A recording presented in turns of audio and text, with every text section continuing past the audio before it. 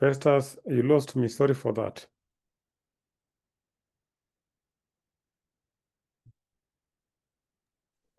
Yeah, we can now hear you. Yeah, thank you very much. Aquila, you can make me a co-host so that I'm able to share my screen. So sorry for that.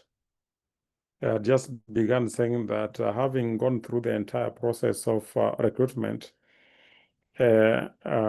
induction, employee performance appraisal, and all that, it is important that at this juncture, we look at what we call the staff discipline, that is our area of focus for today. Aquila, you can make me co-host where possible. Yeah, thank you very much. Maybe allow me look for him ni kama hapatikani.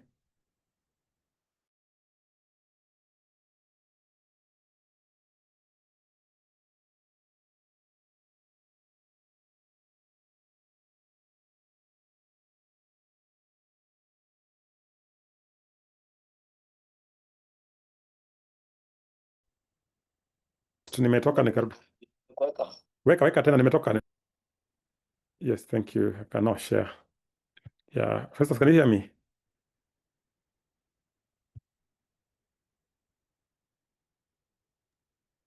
Yes, we can hear you. Thank you. Now I can be able to now share my screen. Thank you very much. So I was just saying that by the end of this session, therefore, we should be able to, number one, be able to explain what staff discipline is all about, and two, we should be able to also explain what we call the legal framework, or understand the legal framework that governs or guides staff discipline in our workplaces. And three, we should be able to also look at some of the common misconducts in the workplace, and also be able to properly describe and even take the employees through a clear disciplinary procedures in our workplaces. And so even as we start, I may want to begin by asking us a question, maybe that we should be able to answer.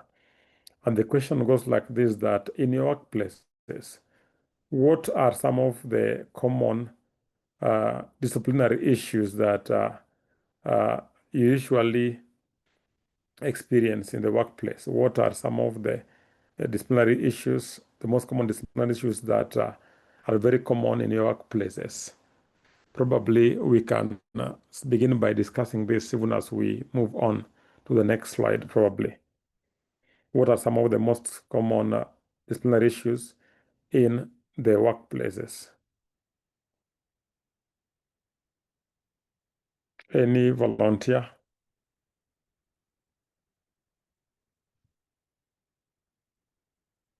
what are some of the most common disciplinary issues in your workplaces?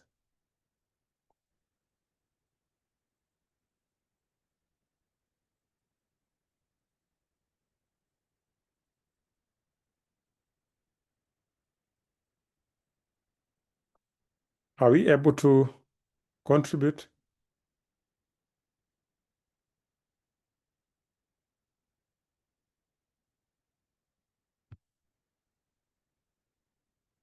Are we able?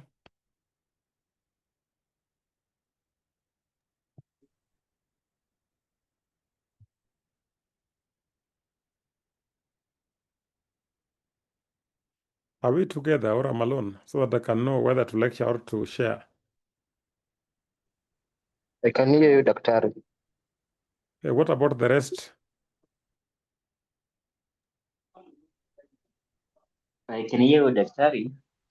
Mm-hmm. I would say that where I work at, sometimes we have the challenge of some staff members not meeting deadlines. Actually, that is a challenge that almost sometimes affects me directly because I'm in the exams department. I'm a teacher. We lost you a bit. You can repeat? Yes, I said that one challenge that I've encountered is some members not meeting deadlines. Then I gave it. You can hear me? Yes, I can hear you. Yeah, I mentioned failure to meet deadlines. And especially now that I'm in the exams department, it becomes a challenge. Yes, so this could be a possible disciplinary issue in the workplace where members of staff may decide not to to complete their assigned tasks within the set deadlines or timelines. Thank you very much for that. We may not go deeper, but of course, it's one of the issues. Number two, we can only have three, then we continue from there.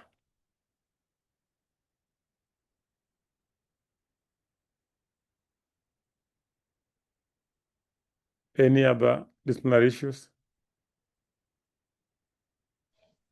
Hi guys. Hi. Maybe we can say absenteeism without any valid reasons. Yeah, absenteeism without any valid reason. Thank you very much for that, Irene. Is this very common in your workplace? And how is Yeah. it handled in your workplace? You have to explain. For instance, some people may say that they are unwell. So if you're basically unwell at our place, you have to report sick, go to the hospital, and then share the document from the hospital. So that's the procedure. Oh, thank you very much. So she's talking about the issue of absenteeism.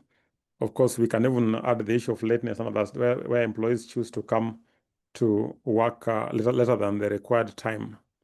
Thank you very much. So in that case, they may be required to explain where they were. And of course, in case the allegation is that the employee is unwell, then there's need for them to present probably the medical certificate or maybe a form. Irene, you can now mute. Thank you very much for that. Let's move on to the next one. Lastly, number 3.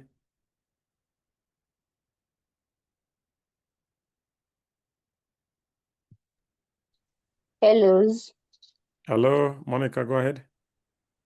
We have cases like insubordination and more so you can see what is happening with GS teachers versus their HOIs. Yes, insubordination. Insubordination. This means what? What does it mean?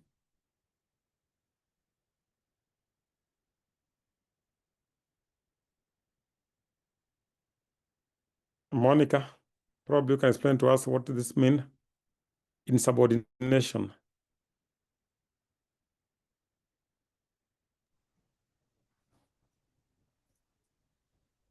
Yeah, thank you. Thank you for that. Of course, that is very common among some teachers probably. And we have so many of them, including fighting. You may find staff fighting in the workplace. that may be common. Of course, they can fight for different reasons. You can find cases of maybe theft, where an employee is found guilty probably of having stolen maybe something from colleagues, or maybe we talk of maybe willful neglect of duty. Willful neglect of duty. That is some kind of negligence. Of course, for most of us nowadays, we have the challenge of attending to our phone or social media platforms rather than attending to our clients that really makes us be employed. And therefore, these are just some of the common disciplinary issues that currently we are facing in our workplaces. And of course, when you talk about staff discipline, then our focus is basically a system of rules, the standards and procedures that are established by an organization so that the organization can regulate the behavior of employees, so that we are able to ensure that we comply with the organizational policies or the institutional policies, and also maybe some of the ethical norms, the ethical standards that have been set, the accepted way of behavior in our workplaces. So we are looking at what rules, what standards, what procedures guides us in terms of handling some of the disciplinary procedures that you have mentioned before here, like you mentioned the failing to report to or to meet deadlines, absenteeism, lateness, or subordination, fighting, theft. We are talking about willful neglect of duty. And of course, there are so many issues that even revolves around what we call the gross misconduct, where an employee is accused of grossly misconducting him or herself. All those are called the issues of issues that revolves around what? Staff discipline. So it is important that every institution, every organization comes up with the procedures that it will follow in terms of handling the discipline of its staff. So we should be able to understand that staff discipline entails those rules and maybe procedures that are established specifically, of course, in compliance with the existing legal framework, so that the employees are able to follow to ensure that the manner in which the disciplinary issues handled is fair and is also following the procedures. So this is basically done. Of course, the reasons for this is basically to promote a culture whereby we as members of SAP becomes professionals, responsible and accountable to the supervisors. So it promotes a culture of professionalism, responsibility and accountability in the workplaces, so that you should be able to know where an employee is when he is out of work during the working hours, or they should be able to tell where they are. And two, we are talking about ensuring consistency and fairness in terms of the way an organization, an institution, or maybe an agency treats its own staff. So we talk of a common procedure that is followed for every staff when they are accused of maybe misconduct or maybe indiscipline. And then it also helps in the correction of misconduct and also preventing recurrence. So it helps the employees or the staff that you are working with be able to correct the behavior, because through that, maybe you may take them through the process that will enable them be able to change. And of course, this will help in ensuring that the employees' behavior changes, and therefore there will be limited chances of this probably reoccurring. Then we are talking about safeguarding the reputation and operational integrity of the institution. It ensures that the name of the institution remains good, remains fair, that is, the reputation becomes good, so that we identify with the given institution as an institution that really safeguards the rights of the employees by ensuring that the disciplinary procedures are followed to the latter, so that we ensure some levels of fairness, and also protecting the rights of both the employee and the employer. Of course, this probably could take us to the next slide, of course, probably, because when we talk about the issues of the rights of both the employer and the employee, this is basically alluded to when we talk about the legal and policy framework that governs the right of the employees and the employer in an employment relationship, including the duties of each of the parties. Because, you know, in an employment contract, we are talking about the tripartite party, a party consisting of the employer, employee, and also the trade union being the employee representative, representative. It represents the employees. So when you talk about, for example, the rights of the employer and the employee, you know, one of the rights of the employee in terms of the Employment Act, which we shall look at later, is in Section 41, which talks about the employee having the right to be heard, the right to be given a listening ear. So every employee in Kenya has a right to be heard, and therefore, irrespective of the nature of the misconduct, the employee has the right to be heard. And that is why, for those who are teachers, for example, when you are found with those cases that can guarantee you are going home, you must be called in Nairobi so that you can appear before a panel and probably defend yourself, but of course within the confines of the law, because I know the Teacher Service Commission is very keen on some levels of misconduct that they never forgive, including the issues that involves the sexual relations with the learners, because generally these are minors, these are people who are less than 18, and therefore by any chance a teacher goes away with them, it means that it was basically an influence that is undue, an influence that you have given the powers you have over the child. So we're talking about the right to be heard, that irrespective of the nature, of the gravity of the misconduct, every employee has a right to be heard. You need to be heard. You need to be given a listening ear so that we can hear the side of your story.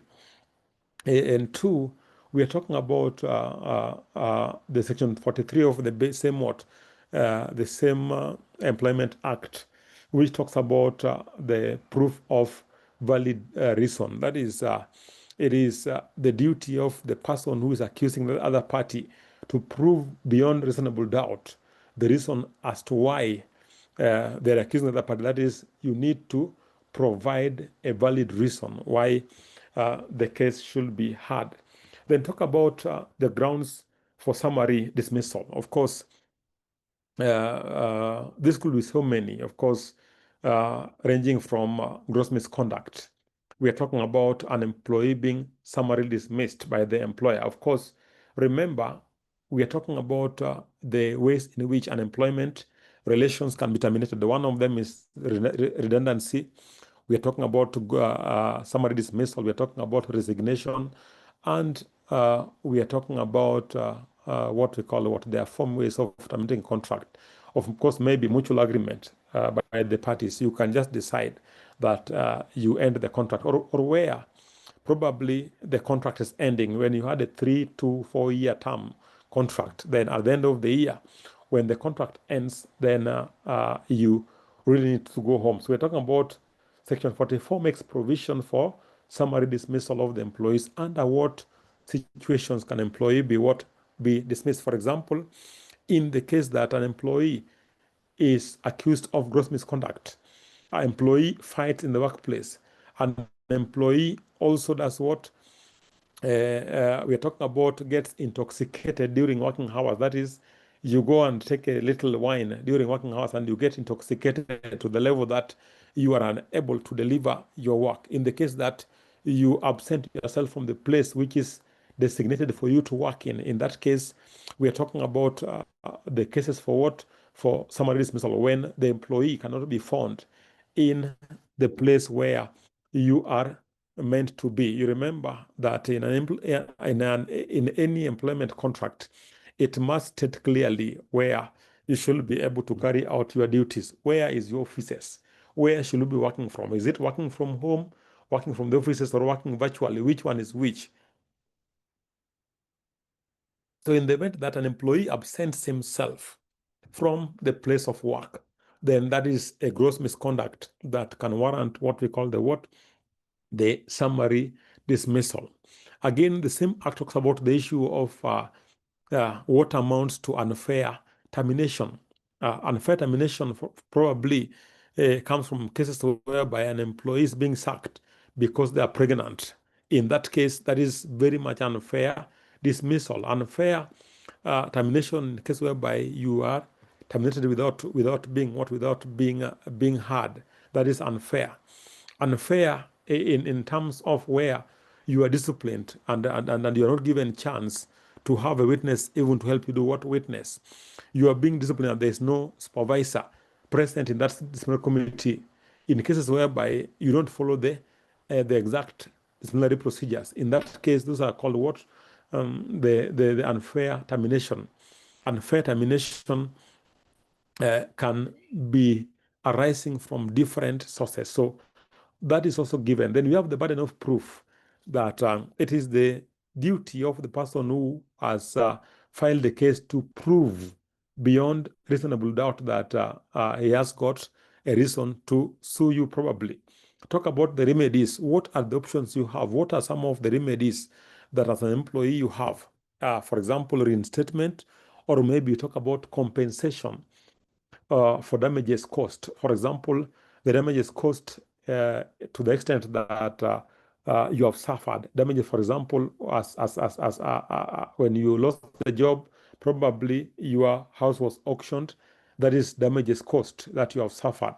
So we are talking about the remedies for the damage caused. So when we come now to the principles of effective discipline procedure, then we are talking about being fair. Fairness, that is the actions of both parties, and more so the employer must be very objective and very impartial. So in this case here, we are talking about the either substantive fairness or maybe what we call the procedural fairness. In terms of the substantive fairness here, then we are talking about if there is a valid reason for the discipline. For example, we're talking about the reason called what? Gross misconduct, or maybe the reason called what? Being incapacitated, maybe by means of maybe ill health, when you get sick to the level that you are unable to perform your duties in the current situation. In that case, we are talking about a substantive fairness. A valid reason must exist for you to be disciplined. A valid reason should exist for you to be disciplined. We're talking about the procedural fairness. That is the fair hearing process. And of course, I've mentioned before that before you face any hearing panel, it is important that you be first notified and evidence presented to you, and also you are being heard and then given a chance to do what? To appeal the decisions that have been made. I remember a case some time back where an employer wrote to an employee, of course, to show cause why disciplinary procedure should not be taken against him or her.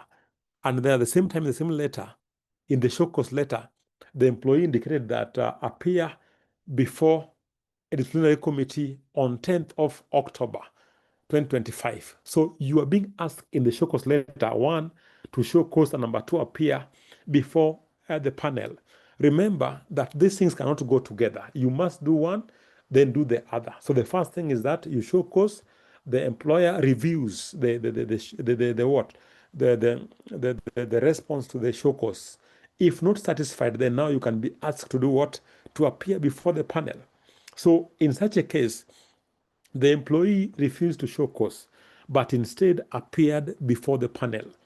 And when the employee was asked why he did not show cause, the reason was very clear that the procedural fairness was not observed, because the notice came with the invitation to appear before a panel, which is not the case.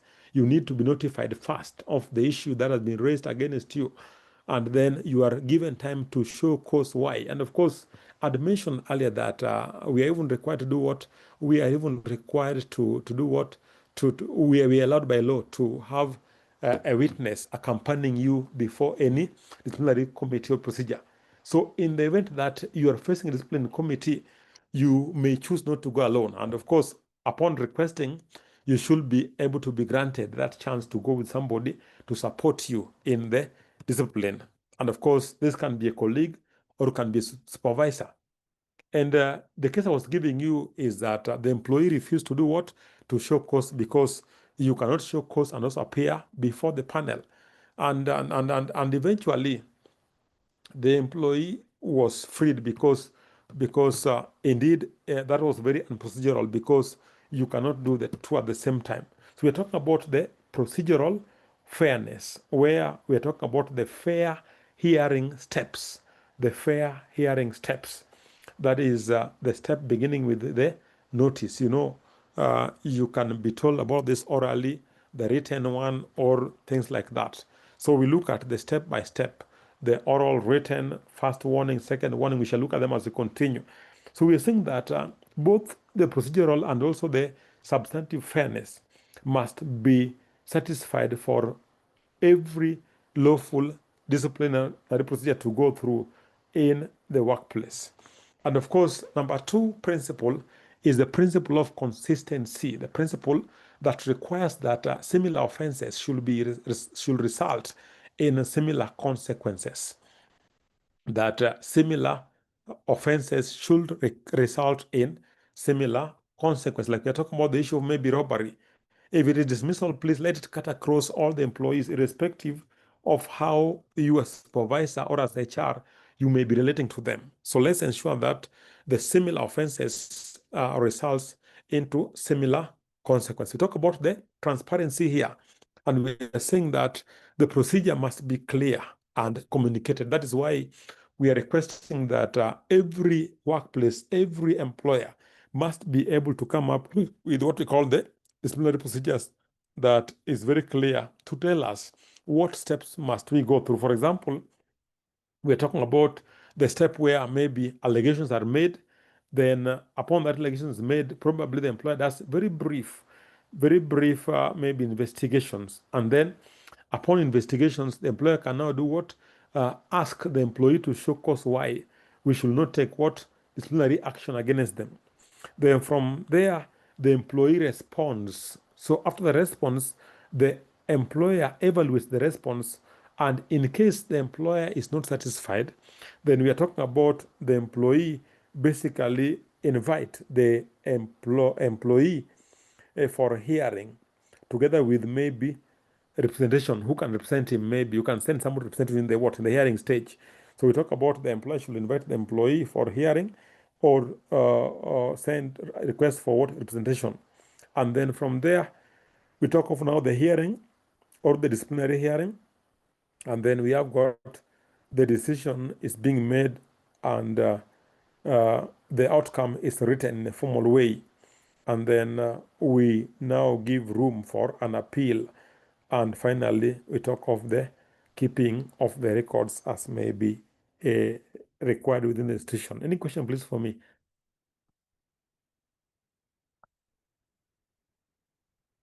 Any question?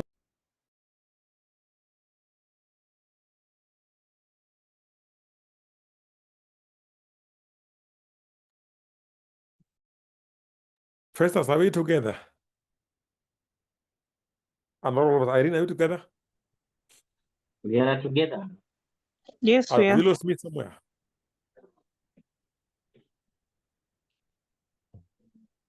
Have you lost me anywhere, Irene? No, it was just like a hick and then you are back. Oh, good. That's okay. So I'm clear. Hamna maswali. It's okay. Thank you, Caroline, for that. Thank you very much. So that is briefly, we are talking about the transparent disciplinary procedures, which must be clear and must be communicated to the employees. That is, after the hearing, probably we make a decision and then we communicate that to the employee, and the employee has a chance to do what? To appeal the decision. And after appealing the decision, of course, depending again on how the employee was heard, the team may decide to do what? To now keep records of the whole process, because record keeping is part of the work. Then we're talking about the proportionality. That is, the penalty must match the offense, and the due process must be followed. That is, employees should have an opportunity to be heard, and also even be represented by somebody that they can entrust with that role of doing what, of representing them. And with that, then we can move to the next slide. The next slide.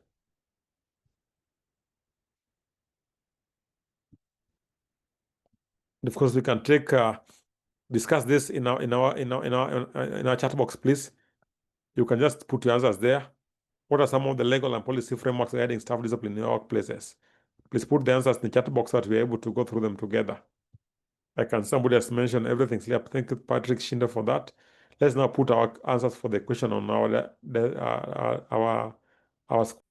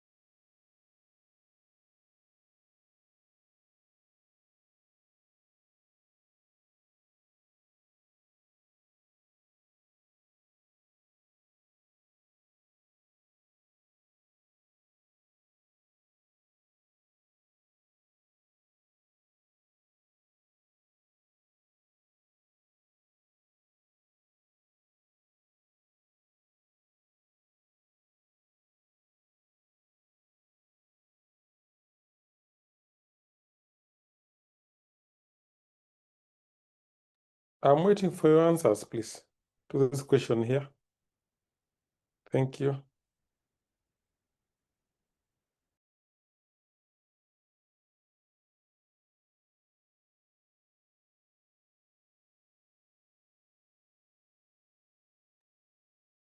I'm waiting for your answers. What to put on the screen.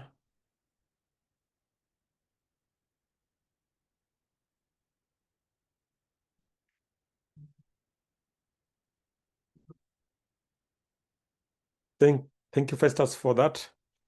Anyone else, please putting up your answers on the chat box.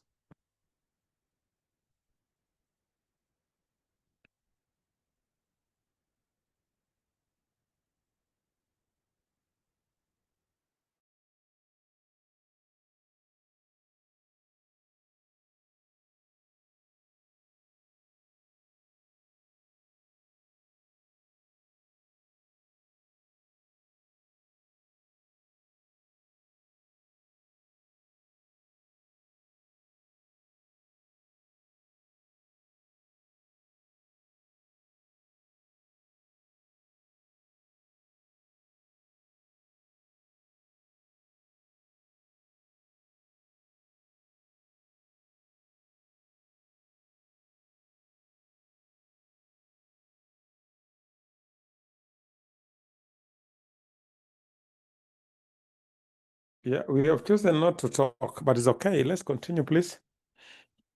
Thank you, Festus, for the freedom of expression that you have mentioned.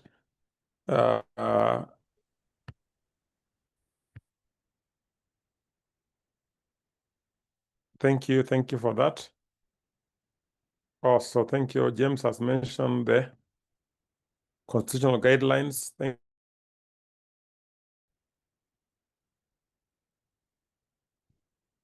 Thank you for that. Labor laws. Thank you for that. I think those are now coming. The institutional codes of conduct, labor laws, organizational policies and procedures, freedom of expression, and so on and so forth. That's very good of you. Thank you for sharing your thoughts on this so that we can also be able to share together. So we are looking at the legal. Aquila, you can make me a co-host. I'm unable to share. You are a co-host. Thank you very much for that. So thank you. Screen sharing has failed to start the window. Oh, fine, that's okay. Then it's somewhere else.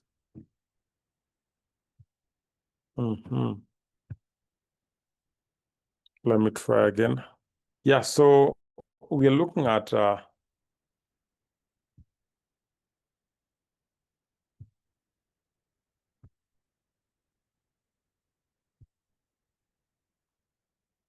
I'm unable to share at all.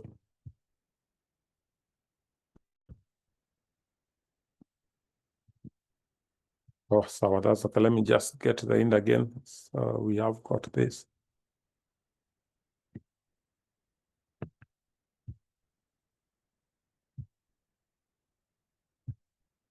Aquila imekata. It's okay. I'll be able to continue. Let me just look for it again. So we are looking at some of the legal provisions that govern what we call the staff discipline in the workplace. And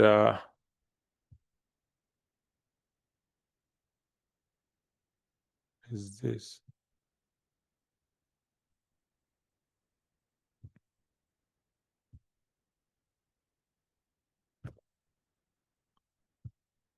Fine. I think it's finally back now. Thank you very much for the patience. Thank you. So we have this.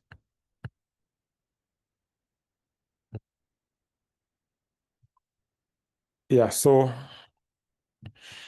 we are looking at the various laws that govern employment relations, and more specifically on staff discipline.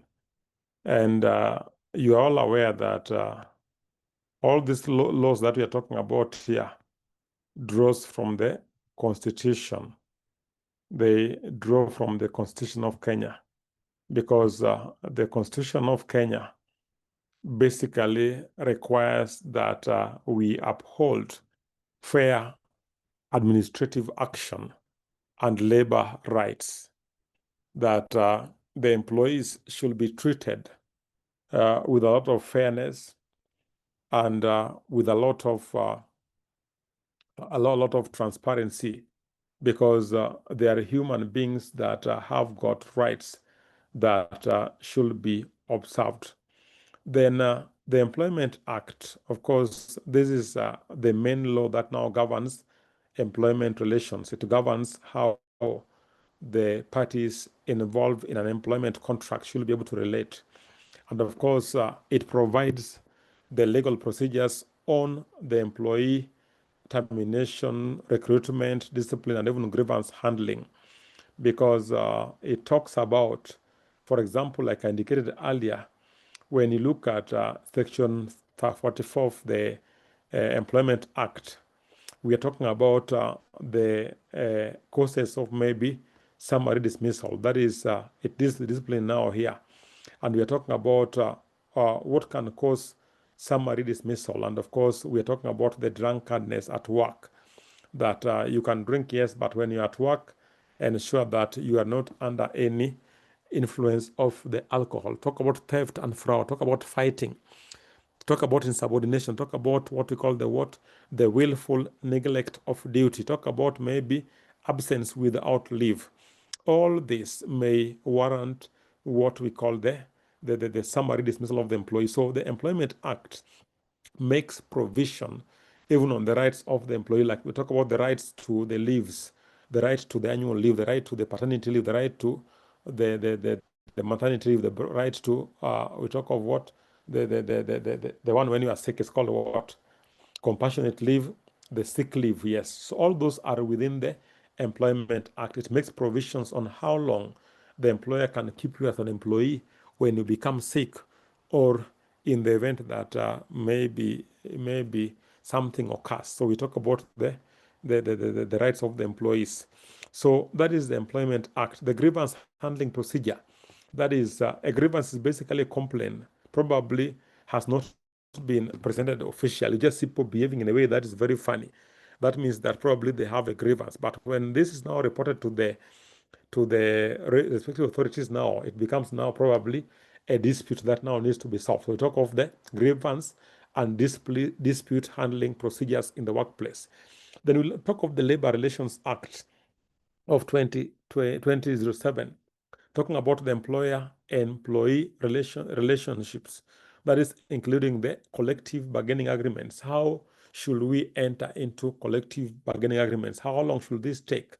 So that we know that once we enter into a CBA, it will last for 3 to 4 years, and they are the principles of a collective bargaining agreement. Then talk of the Public Service Commission Act and Regulations. That is purely handling people who are in the public institutions. Then TSC Code of Regulations for teachers. Of course, all this draws from the Employment Act because it basically gives you the same rights, because in the case of any inconsistency, then the Employment Act shall prevail, because it is like the major law that governs employment relations in the country. We talk about the Teachers Service Commission Code of Regulations for teachers. And I know most of you are teachers here knows them very well, that you know how not to behave and how to behave. So we talk of that in the workplace. Then talk of the institutional HR policies and code of conduct. That is like not talking about now the disciplinary procedures. These are basically set by the institutions, set by organizations, so that we know how every case, every disciplinary issue should be handled in the workplace. We're talking about the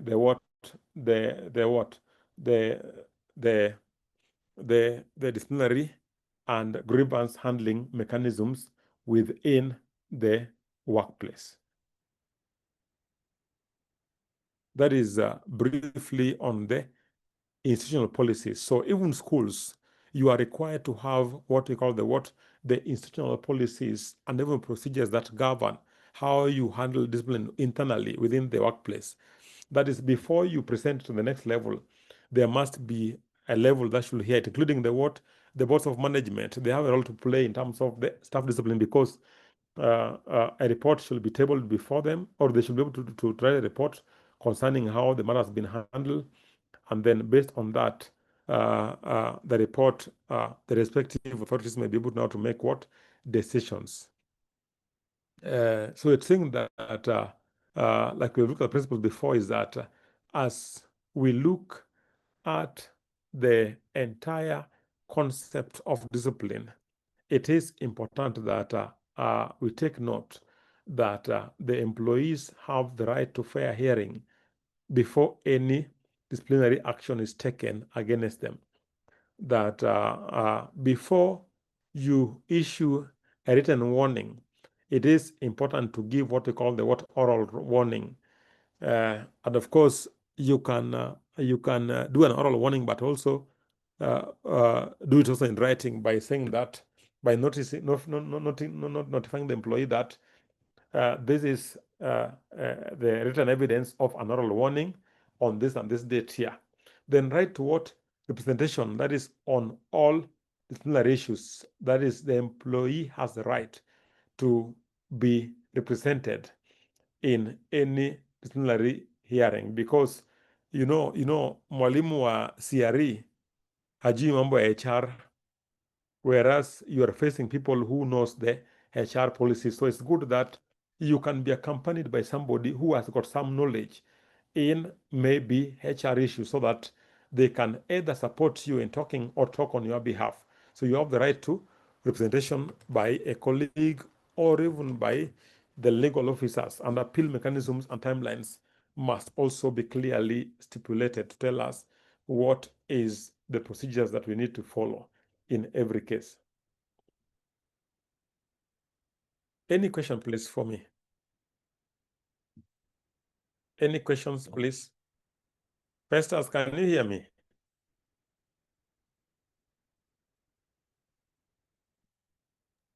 Irene, can you hear me? Festus, thank you. Can you hear me? Yes, I can. Thank you very much. Any questions for me?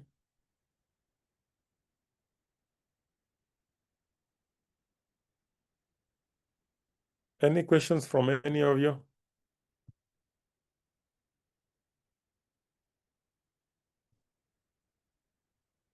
Any questions for me, please?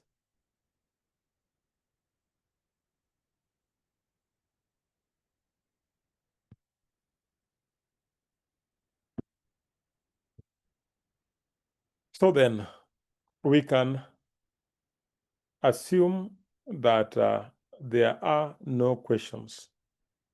And I have indicated very well that even as you take an employee through the disciplinary process, it is important to note the entire process, because it begins with the allegations or maybe an investigation. It begins with the allegations. For example, if you are alleging that an employee is neglecting his or her duties, what happens here? You can now investigate to know if this neglect of duty is really real. For example, use of what inappropriate language, or even the dress code violations, because there's some places whereby we have a dress code that every employee should be able to put on. So once that is investigated and you have got sufficient evidence, remember I said earlier that the burden of proof heavily depends on the person accusing the other party. So it's more that you do investigations, so that the second step is now the show cause letter. Of course, we are assuming that by this time here, you have warned the employee once or twice, or as many as you can as an institution, and then you show cause. You ask them to show cause why you can't take the disciplinary action against them, and then from there you allow the employee to respond, of course, in writing. And I've indicated a lot of times that once the employee responds, as the employer, please evaluate the responses and see if the response is satisfactory. And I've said again and again here that as you face any disciplinary procedure, please ensure that you are well versed with your rights within the laws, the Employment Act. What rights do you have, including the right to fair hearing, the right to be listened to? Those are all your rights that you need to ensure that you are granted all that. Then from there, talk about the hearing invite. You are now invited now for an official hearing by maybe a committee set. And of course, in that committee, your supervisor must be there. Otherwise, if the supervisor is not there, then we assume that the committee is not duly appointed, is not going to ensure your fairness, because it is your boss. You should be able to do what to accuse you and be able to take you through the process. Then from there, you go to hearing, and then a decision is made, and then you are allowed now to do what? To appeal the process. And lastly, we are talking about the issue of now doing what? Ensuring that the records are maintained. So some of the issues that can lead to some of this I mentioned earlier was the gross misconduct here. And the gross misconduct here, we are talking about theft, fraud, and dishonesty. Those are issues that are taken to be very gross misconduct. And please ensure that in our workplaces, we behave in a way that is very honest. You need to remain honest to the employer to the extent that if you are found dishonest, then this can lead to you being summarily dismissed. We are talking about the sexual harassment or physical assault. That is what I mentioned earlier, fighting when you fight in the workplace. Workplace is for work to be done, not for fighting. So when you fight, then that is basically against the what the laws, and therefore you should ensure that you avoid all kinds of fighting. We are talking about the gross insubordination. That is looking down upon your supervisors. You don't want to listen to them. You don't take their instructions. You remember that we have this color chain. That is the reporting chains and reporting levels. Ensure that you take instructions from your employer whenever issued. Then talk of the substance abuse. That is the one you have mentioned here, the drinking of alcohol, drinking of those hard stuff that some of us take. Ensure that you don't do that while at workplace. And also misuse of what you call the institutional property. That amounts to what? Gross or major misconduct that can warrant what? Can warrant being summarily dismissed by the employer. And then we talk of the falsification of records. You know, we are living in a country where you know very well that certificates don't die. People die, but certificates don't die in some parts of this country. Irene, Festus, is that true? Monica? That is true. Which parts do certificates don't die? Please avoid hate speech. Sawa. Festus?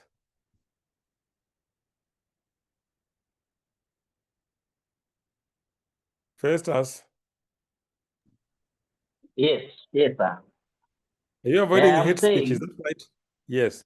I'm being very careful to avoid the hate speech, but we are aware that in some parts and in some Uh-huh. quarters, especially with that education records, certificates don't die. Yeah, so people keep on falsifying the what? The documents, the certificates.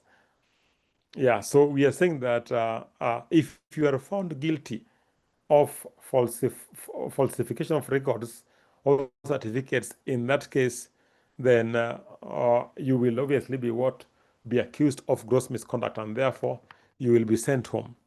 And I'm just wondering how this happens, and people succeed with this. Festus, how does it happen so far?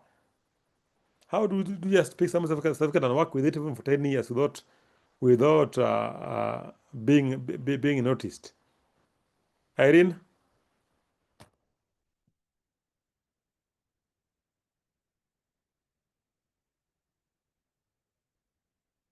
Monica?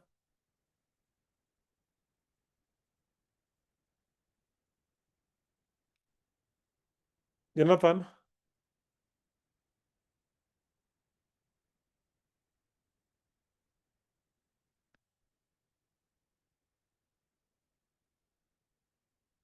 Jonathan? Caroline? James? Patrick? Joroge, please. Any of you? Hello, Go ahead, Joroge. this is Joroge. Yes, at the point of hiring, Uh-huh. if the employer does not authenticate the documents, Uh-huh. does not follow the right procedure of authenticating documents, there are chances that he or she may hire a person who is not qualified or whose documents are not authentic. Yes, yeah. So it's talking about authentication of documents, and of course, this is why currently we are very keen on reference checks. which is employed by most of the big institutions across the country, the reference checks, so that we are able to verify if indeed you're the same person who is applying for the job. So as an employer, as an HR expert, as a teacher, it is important that you ensure that you authenticate all the documents, so that, of course, if you are a trained HR expert, it should be easy, because you can even do a test on somebody to see whether they are really competent in that area. And that is why we encourage all of us to at least have one classmate who can testify that you are with them in class at some point, so that you don't face this issue of being challenged in terms of the authenticity of your of your certificates. So the procedure involved in the disciplinary process include: number one is the identification of the misconduct. And of course, here we're saying that at this stage, the misconduct is first reported or is being observed. And then there will be what we call now the fact-finding stage, or the preliminary inquiries into the issue. And then we're talking about the notice to show cause. That is, employees are being asked now, formally being informed of the allegations, and given a certain number of maybe days to basically explain or respond in writing why the show cause why the discipline should not be taken against them. And of course, we are saying that the allegations must be very clear, and it must be an issue dealing with maybe policy or maybe law that has been breached. In that case, the show cause letter will be valid, and probably there is also an evidence. There's also an evidence, and there's a deadline within which the employee is required to give to show cause. So we are saying that in terms of the showing cause, ensure that at this stage you formally inform the employee of the allegations. And then we have got now the disciplinary hearings. Here we're talking about the formal meeting with the panel or a committee. The employee is allowed to present their defense and can be accompanied by a representative here. So we are saying that a committee can be constituted that is based on the procedures of the institution where you are working, because every institution have their own disciplinary procedure, which must be very fair. So we are saying that we can constitute a lower level committee, so that the next level is left for appeal. I think this week I had somebody consulting with me. Of course, we talk of what we call constructive dismissal. What does that mean, please? Jeroge, what is constructive dismissal? James, Caroline, any of you?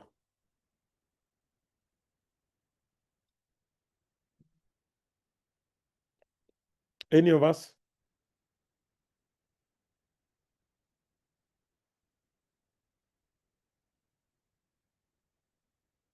Constructive dismissal. We are looking at a case where an employer basically behaves in such a manner that forces the employee to resign. That is called constructive dismissal.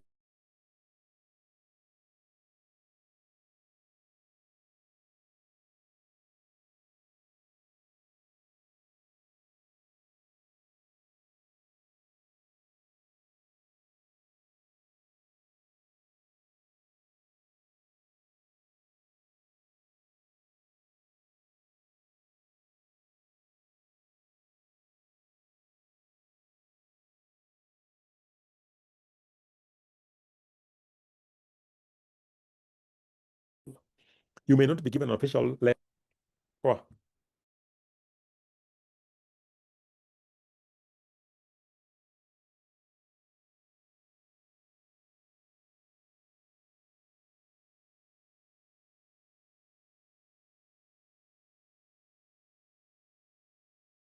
So we are talking about constructive dismissal, a behavior by the employer in such a manner that the employee has no option but to do what? To resign, just to resign. In that case, you have been dismissed. So I was saying that this week I was handling a case of a friend who has gone through the constructive dismissal. And of course, one of the allegations of the person is that instead of his or her supervisor sitting in the disciplinary committee, he was heard by the highest authority in the in the workplace, and therefore this means therefore that he has no chances for an appeal whatsoever. So we are saying that it is important that you carry out the disciplinary process beginning from the lowest level as you go to the highest level, so that an employee has got an opportunity to appeal the decisions of the lower levels. So we are saying that the employee is allowed to present their defense at this stage of the disciplinary hearing, the formal meeting, and then talk of the investigation and determination now. So evaluation of evidence and testimonies is being done so that we decide whether the employee is guilty or not guilty or not guilty.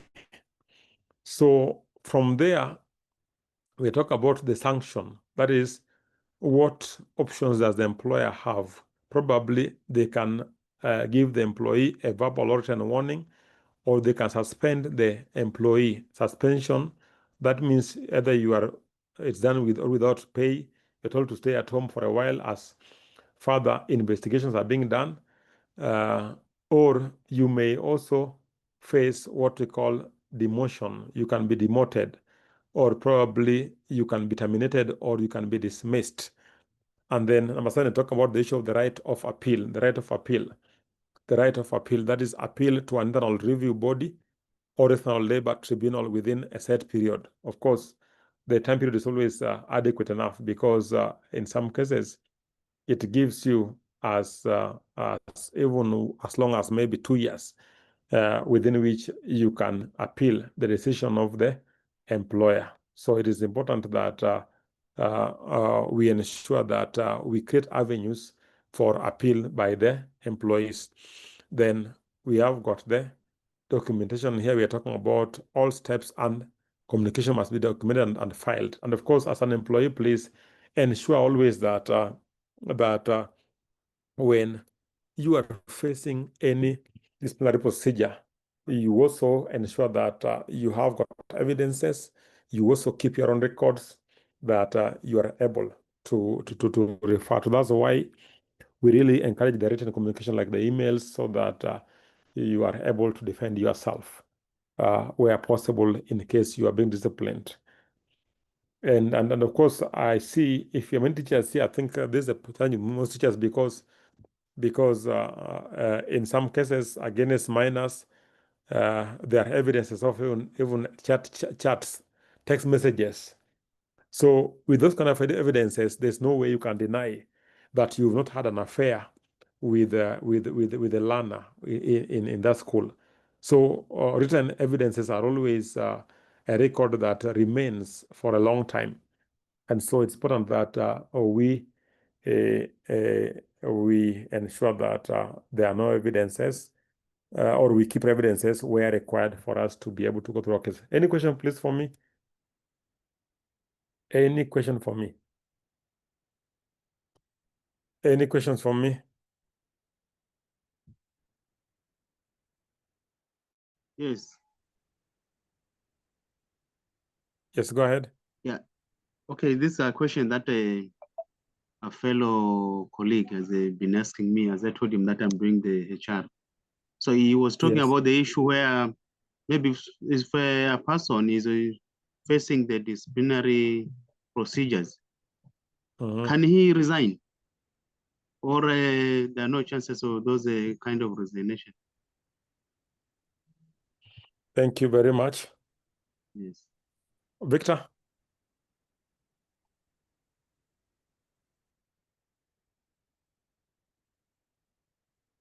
Victor, your hand is up. Charles Nyaga. Yeah, thank you. I wanted to stress on the question that has been asked by one of us. When one is under disciplinary process and maybe he feels that the process is so much disturbing, is it possible that that person can resign? Yes. Are you, go ahead and explain, or are you asking the question again, Charles?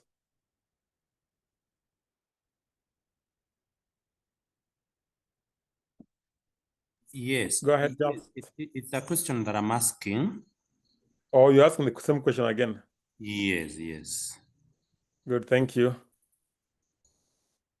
Any other question, please?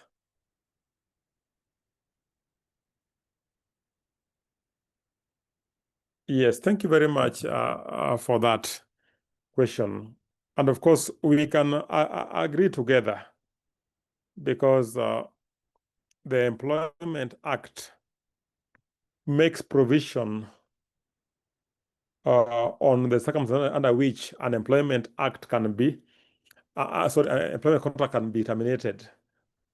And we have mentioned that one of the ways is through resignation, through dismissal, through being declared redundant, or maybe when the term of the contract comes to an end. So it is within the right of the employee to resign at any given point in time that he feels need to resign, because it's as simple as such that in most employment contract, you only need to give the employer 1 month notice or pay the employer for 1 month. In other words, you can resign and go home the same day if you want so, but by paying the employer for in lieu of notice. That is what the law requires.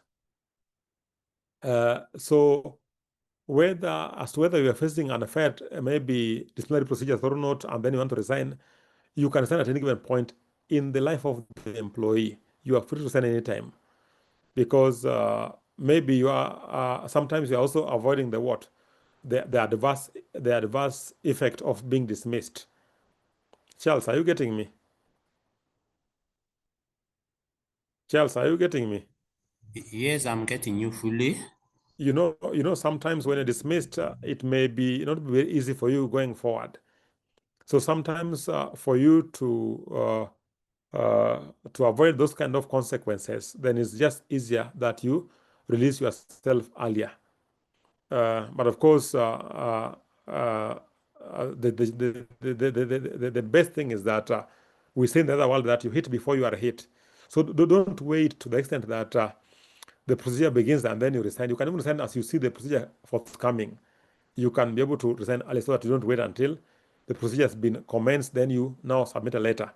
Because when maybe in the future another employer asks the previous employer to give reference, he may say what you did probably. So it's just good that you see ahead and probably be able to make decision early enough before this procedure begins. But like the case I was telling you, for example, this employee was going through the procedures, and I was talking about the issue of what constructive dismissal. And then the employer told him, please resign, otherwise we'll sack you. And of course, he was going through the due process, but because he did not know the law, he did not know the procedures, he was able to submit a resignation, and the employer paid him in lieu of notice instead. So please, even as you go through all this process here, look at the internal policies of your institution and compare with the Employment Act on termination of employment contract, and then see where do you fall. Because in most cases, employees are ignorant of their rights and what the law provides for. Charles, are we together?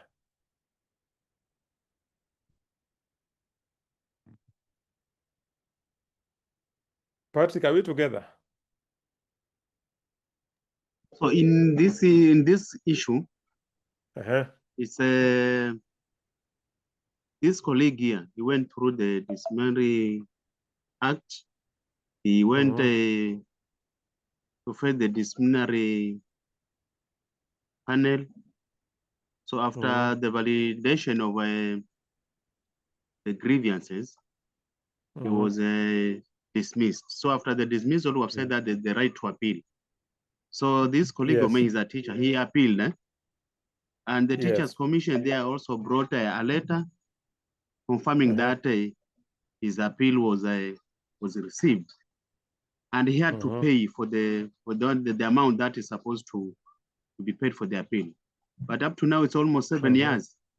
He has never received any communication from the commission. Now he was wondering now, when he checks on his details, he's find himself that he's written as an active, registered, an active employee of the TSC. For all those 7 years, even up to now, he's really doesn't know what to do now. There's no any communication. When he sent the emails, the TSC, there's no feedback. So now he was now telling me now, is there a way maybe, as they can see that I'm still an employee, can I resign? So that is the issue now. You know that, please don't unmute. Don't mute. You know the point is, Patrick.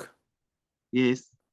That's a very good scenario you're giving, because this an employee went through the process and was dismissed. Is that right? Yes. Then he appealed. After the appeal, he has not been heard. Na ako nyumbani, sivyo? Yeah, miaka saba. Miaka saba. Hata hundo wa saba.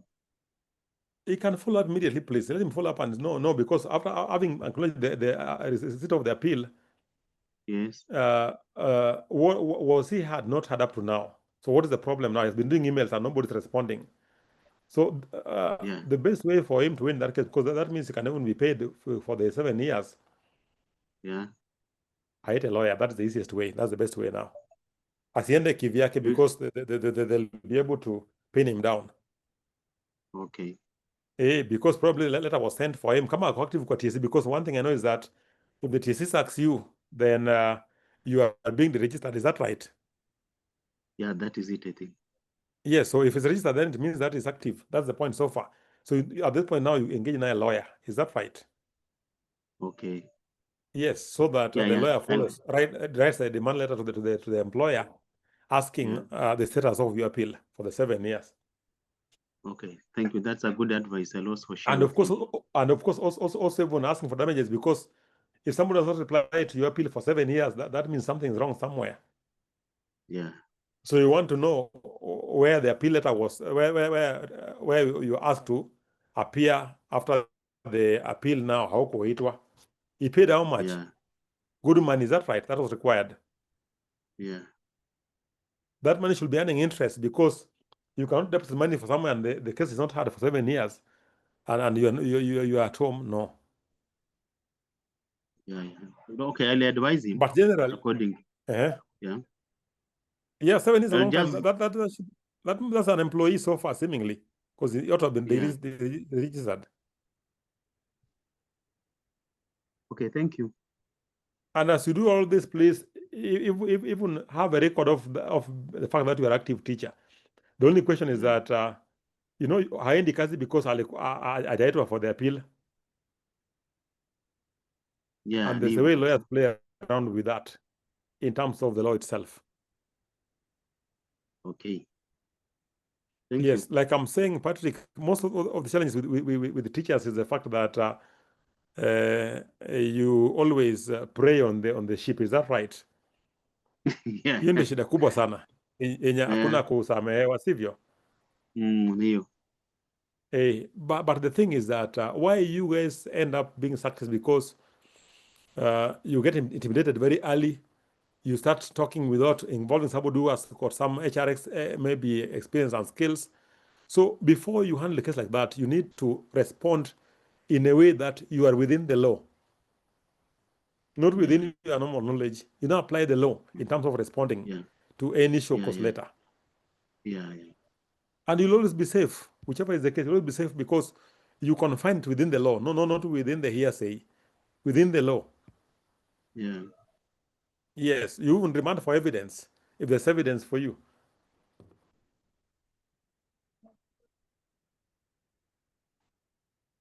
So please engage legal experts. Of course, we can always support people who are doing HR in this as well, because this is also our area as well. But all the same, let's also serve our citizens very well. So that is all for today. And we are saying that ensure that you communicate the outcomes very clearly.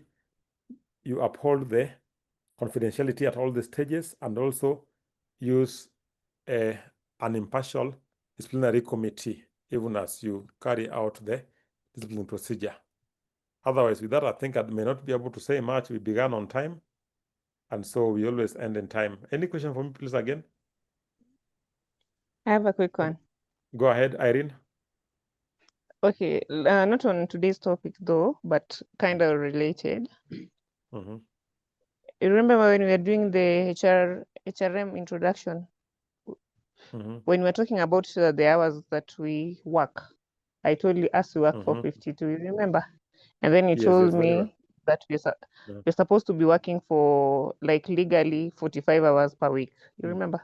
Mhm. I was Mhm. told to verify in which law that is. Oh, Yes. who asked you to verify? So I was sharing with my colleagues. Uh-huh.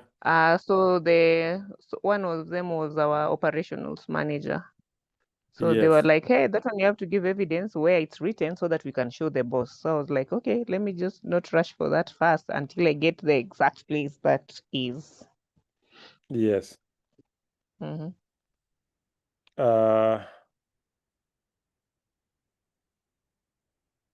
Just trying to check it, because that is the Employment Act. You know, we're talking about Yes. what?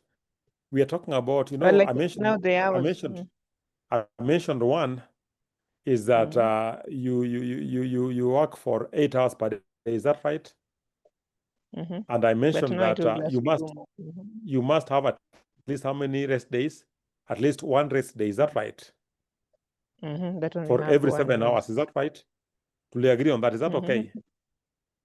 And we said Okay, now, that are we together there? yes. Mm-hmm. Yes. And then we talk about that is, let me see, that is 40 hours. Is that right? Plus 5 times what? Let me verify. I'll tell you, but I think 45 should be the maximum. Okay. Because Yes. I told you hours we do 52 in a week. Daytime or nighttime or either? It depends. So the shifts are distributed. So there are those who are taking 8 hours, maybe depending on the time they've come. Like maybe basically on Saturday and Fridays is when they do 8 hours.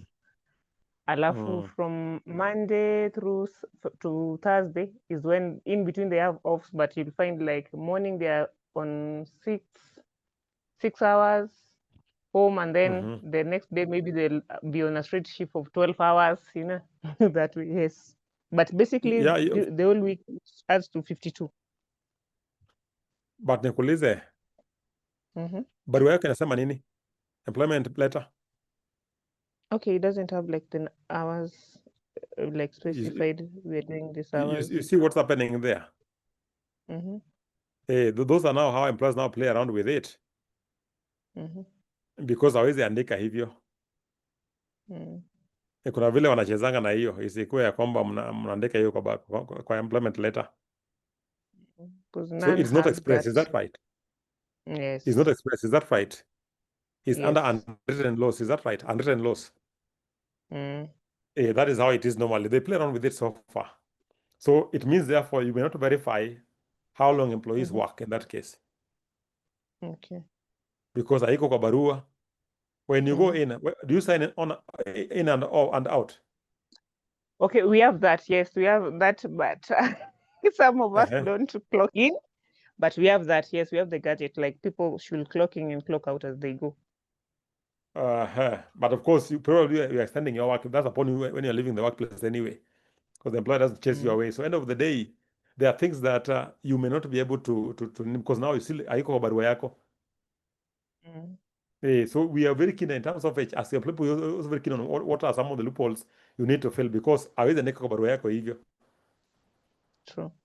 Hata wewe andika, they'll always avoid that. And okay, let me still ask another one, just on the same line.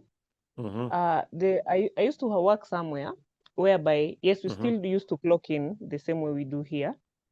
But in that case where overtimes were being taken, like maybe I'm supposed to clock out at 5, but because maybe there was a big rush of stuff, I left at 7. So the 2 hours are going to be captured as my overtime. In this case here, in this case here, when maybe you log in at around a certain time and you come in late, maybe 20 minutes after, that one already will be deducted because of lateness. But in the other case that you come in early and you clock in earlier, it's not counted. Ama you clock out later after the shift ended, it's not counted. Yes. Is that fair? Ama it's just beneficial to the company staff? Beneficial to the company, and also depends on the company policies as well, because some companies don't have ways of doing rewarding the employees. Like in that case, they never have ways of rewarding you. Like I'm saying, you know, when an employee comes early, does it show that they have begun work that early? Not really. When they leave but late. At times, yes, you see, like at times, okay, like basically for our branches in Nairobi, most of them clock out at 11 p.m. So let's say you are late coming in at 5 p.m. So maybe you came in at 5:10, 5:20. And then you're saying in your head, you're saying, I came in later with 20 minutes, so I'm extending it at 11:20 so that I can clock out the same time to match my timing. Like I did not steal now from the company. It's not counted. Even if you leave at 11:20, it's still going to be deducted that you came in at 20 minutes past the time. And of course, the reason is because, you know, if you allow that to happen, then there will always be gaps in the workplace. So you want people to come early at work. But of course, like I'm saying, you can't verify what amount of time spent at work. Yes. True.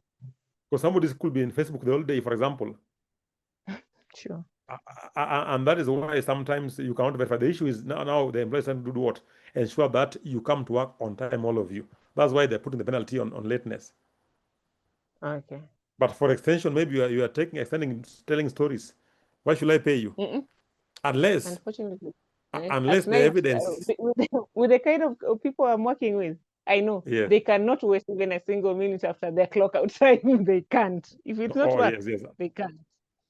Yeah, it's okay. Then that's okay. Yeah, thank you very much, colleagues. Aquila, are you in? Yeah, so we want to wish you well. Please have a beautiful evening and see you next time when we meet again. Thank you.